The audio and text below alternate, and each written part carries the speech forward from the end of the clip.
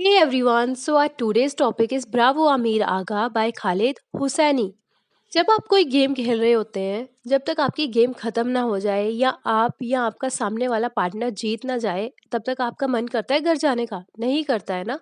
तो इस चैप्टर में पतंगबाजी की गेम चल रही होती है और दो बच्चों के रिलेशन फ्रेंडशिप के बारे में बताया गया है। तो चलिए इस चैप्टर को पढ़ते हैं और जानते हैं इसमें है क्या। चैप्टर के ऑथर है खालिद हुसैनी, जिनका जन्म 1965 काबुल अफगानिस्तान में हुआ और पेशे से ये एक ऑथर और डॉक्टर हैं। Work in groups of 4, discuss any situation where you have excelled, discuss the hard work you put in and your feelings when you were successful. 4 बच्चों के ग्रुप में काम करिए और डिस्कस करिए उस सिचुएशन को, उस टाइम को जब आपने बेहतरीन परफॉर्म किया हो, जब आप सक्सेसफुल हुए हो उस काम को लेकर, उसमें आपने कितना हार्ड वर्क किया और आपकी उस टाइम फीलिंग्स क्या थी, उन्हें अपनी क्लास में डिस्कस कीजिए। So let's move on. Up and down the streets the kite runners were returning triumphantly, their captured kites held high. जीतने के बाद आपको जो खुशी एक्साइटमेंट होती है उसे बोलते हैं triumphantly। चैप्टर के स्टार्टिंग में कह रहे हैं कि जो काइट रनर्स हैं, जिन्होंने पतंगबाजी की गेम जीती है, वो अपने काइट्स को हाथ में पकड़े स्ट्रीट्स यानी गलियों में ऊपर नीचे आगे पीछे घूमते हुए खुशी के मारे झूमते हुए नजर आ रहे हैं। They showed them off to their parents and their friends, but they all knew the best way yet to come. वो उन पतंगों को हाथ में पकड़े झूम तो रहे हैं, साथ में अपने फ्रेंड्स को दिखा रहे हैं, अपने पेरेंट्स को दिखा रहे हैं, अपनी खुशी जो है वो बता रहे हैं। लेकिन उनको पता है जो अभी असल खुशी है, मेन जो खुशी है वो अभी आना बाकी है। The biggest prize of all was still flying, कि जो अभी सबसे बड़ा प्राइज मिलने वाला है जिस पतंग को काट के, वो पतंग अभी भी उड़ रही है। I sliced a bright yellow kite with a coiled white tail. Sliced होता है काटना। बच्चा कह रहा है मैंने डार्क येलो कलर की पतंग को काटा है जिसकी जो टेल है वो घूमी हुई और वाइट कलर की है। It cost me another gas on the index finger and blood trickle down my palm. बच्चा कह रहा है कि पतंग काटने की भी मुझे कीमत चुकानी पड़ी है। जब मैं उस पतंग को काट रहा था तब मेरी इंडेक्स फिंगर में कट लग गया धागे की वजह से और उसका सारा ब्लड निकलते हुए मेरी पाम यानी हथेली पर आ गया। I had Hassan hold the string and suck the blood dry and blotted my finger against my jeans. इसमें दो फ्रेंड्स, दो बॉयज की बात की गई है जिनका नाम आमिर और हसन है। सो फिंगर किसकी कटी थी? आमिर की। आमिर कहता है मैंने अपनी पतंग का धागा यानी स्ट्रिंग हसन को पकड़ा दिया और जो मेरी कटी हुई फिंगर थी जिससे ब्लड निकल रहा था उसे मैंने अपनी जीन्स पर रगड़ दिया, जिसकी वजह से जो ब्लीडिंग हो रही है, खून निकल रहा है फिंगर से, वो रुक जाए। Within another hour the number of surviving kites dwindled from about 50 to a दर्जन। दर्जन होती है 12। बोल रहे हैं कुछ ही घंटों में जो उड़ती हुई पतंग है उनकी जो संख्या है, नंबर्स हैं, वो कम हो गए। पहले कुछ 50 के करीब पतंगे आसमान में उड़ रही थी, लेकिन देखते ही देखते 1 घंटे में केवल 12 ही पतंगे बची रह गई। I was one of them, मैं भी उनमें से एक था जो पतंग उड़ा रहा था। I would made it to be the last दर्जन, और मैं ये चाहता था उन 12 में से मेरी अभी तक बनी रहे। I knew this part of the tournament would take a while because the guys who had lasted this long were good. मुझे पता था ये जो पतंगबाजी का टूर्नामेंट चल रहा है इसे और ज़्यादा टाइम लगेगा, अभी इसे टाइम लगेगा, क्योंकि ये जो 12 पतंगें बची हुई हैं जिन बच्चों की, जिन लड़कों की, उनमें कुछ बात है, वो बहुत खास है, तभी अभी तक उड़ रही हैं। They would not easily fall into simple traps like the old lift and dive, Hassan's favorite trick. वो जल्दी से किसी जाल यानी ट्रैप में नहीं फंसेंगे जैसे कि पुराना लिफ्ट और डाइव का ट्रैप होता था, हसन की जो ये फेवरेट ट्रिक थी। By 3 o'clock that afternoon, tufts of cloud had drifted in and the sun had slipped behind them. 3 बजते हैं दोपहर को और जो क्लाउड्स है वो बिल्कुल सामने आ जाते हैं और जो सूरज है वो बिल्कुल उनके पीछे ही छुप जाता है। शेडो स्टार्ट टू लेंथन, और जो परछाइयाँ होती हैं वो बड़ी बड़ी नजर आना शुरू हो जाती हैं। The spectators on the roofs bundle up in scarfs and thick quotes, वो लोग जो हमारे काइट फ्लाइंग गेम को देख रहे होते हैं अपने छतों पे चढ़कर, वो अपने आप को स्कार्फ्स और बड़े बड़े मोटे कोट्स में कन्वर्ट कर लेते हैं, यानी स्कार्फ्स और थिक कोट्स पहन लेते हैं। We were down to half dozen and I was still flying. हम 12 में से भी हाफ दर्जन यानी 6 बच गए, लेकिन मैं अभी भी उड़ रहा था। My legs ached and my neck was stiffed. मेरी टांगों में दर्द होना शुरू हो गई थी और जो मेरी नेक है वो स्टिफ यानी अकड़ गई थी। But with each defeated kite hope grew in my heart. लेकिन हर एक कटती पतंग के साथ मेरे दिल में उम्मीद और जाग रही थी। Like snow collecting on a wall, one flake at a time. जैसे कि किसी दीवार पर स्नोफ्लेक गिरता है और उस पे और पड़ते पड़ते पड़ते ज्यादा स्नो होती ही जाती है, वैसे ही हर एक कटती पतंग के साथ मेरी भी उम्मीद ज्यादा ज्यादा ज्यादा बढ़ती जा रही थी। My eyes kept returning to a blue kite that had been wreaking havoc for the last hour. How many has he cut? I asked. Havoc होता है ग्रेट डिस्ट्रक्शन यानी डैमेज, यानी जिस पतंग ने बहुत सी पतंगों को काटा हो। तो बच्चा कह रहा है कि मेरी आंखें बार बार उस ब्लू काइट की तरफ जा रही थी जिसने बहुत सी पतंगों को काटा था पिछले 1 घंटे से। देन आमिर हसन से पूछता है कि इस ब्लू काइट ने कितनी काइट्स को काटा है। आई काउंटेड 11, हसन सेड। हसन कहता है कि मैंने काउंट किया था, इस ब्लू काइट ने 11 काइट्स को काटा है। Do you know whose it might be? Aamir पूछता है क्या तुम्हें पता है वो पतंगे किसकी थी? Hassan clicked his tongue and tipped his chin.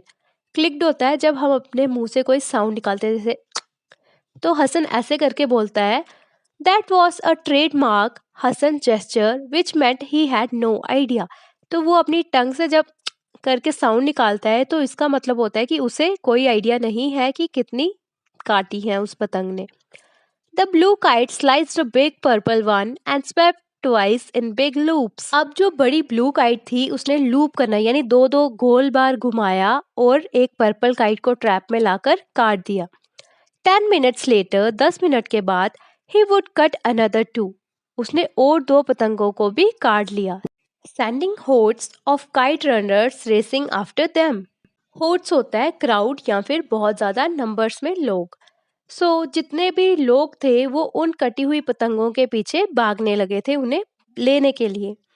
After another 30 minutes, only 4 kites remained. अगले 30 मिनट के बाद सिर्फ 4 ही पतंगे उड़ती हुई रह गई थी। And I was still flying. Aamir कहता है और मेरी भी पतंग जो है वो अभी भी उड़ रही थी।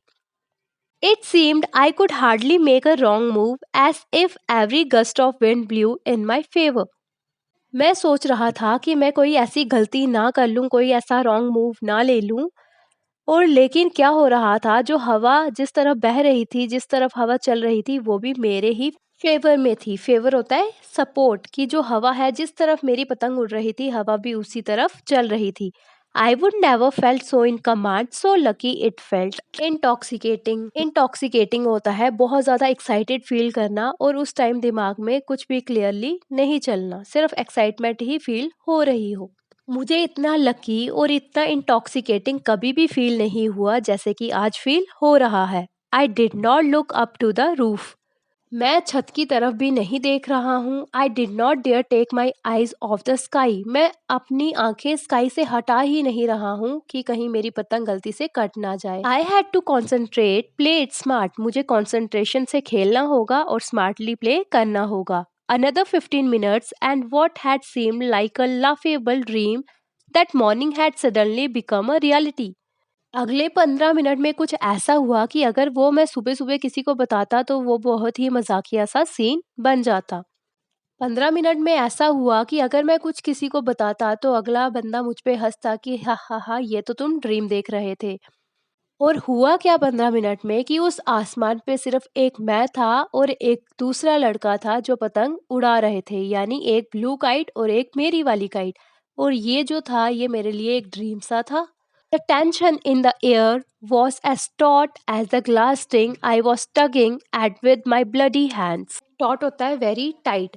जो टेंशन थी जीतने की वो पूरी हवा में ऐसे फैली हुई थी जैसे कि मैंने काइट के धागे को अपने हाथ में टाइटली पकड़ा हुआ था, सेम वैसे ही।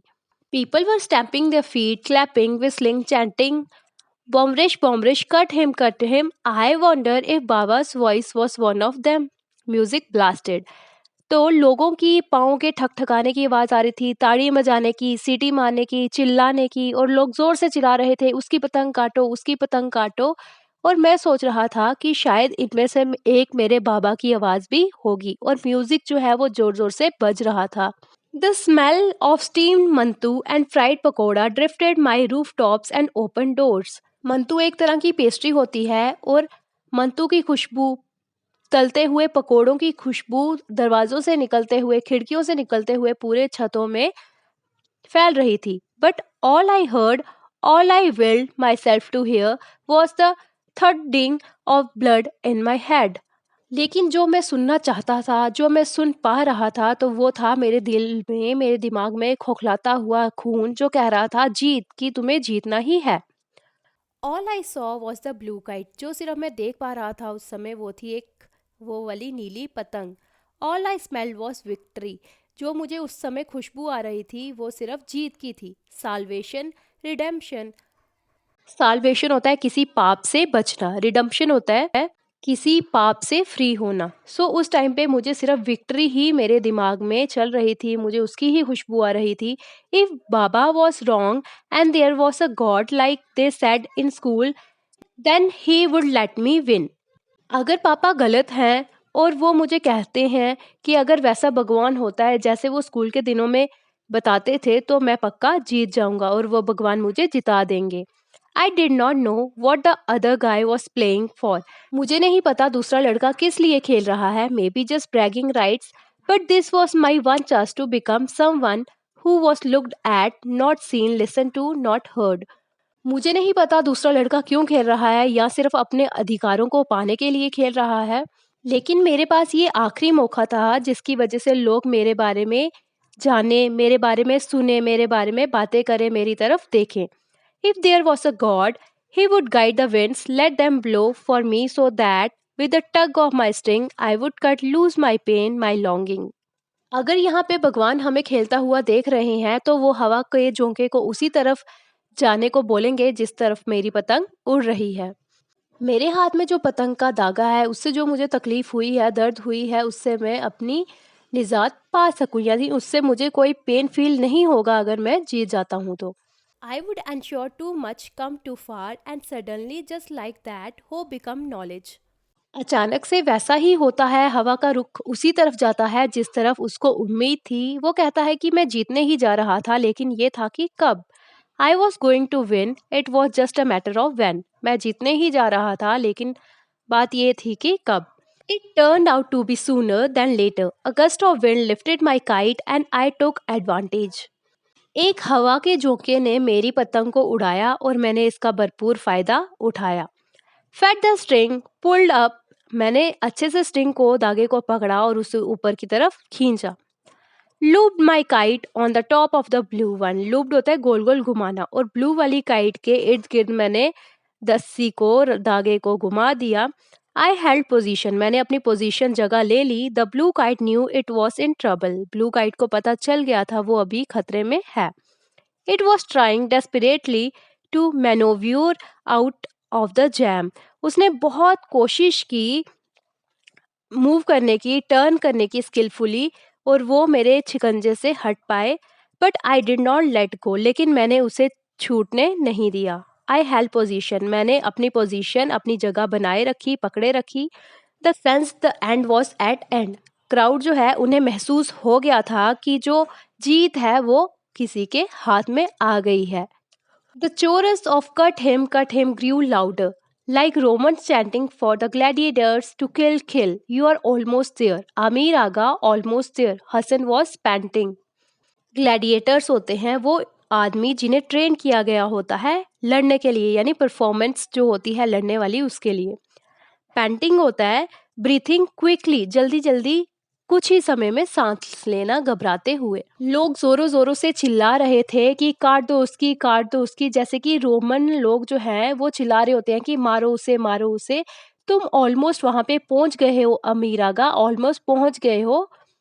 और जो हसन है वो भी जोरों शोरों से चिल्ला रहा है और जल्दी जल्दी सांस लेते हुए घबराते हुए बोलता जा रहा है कि काटो उसकी पतंग।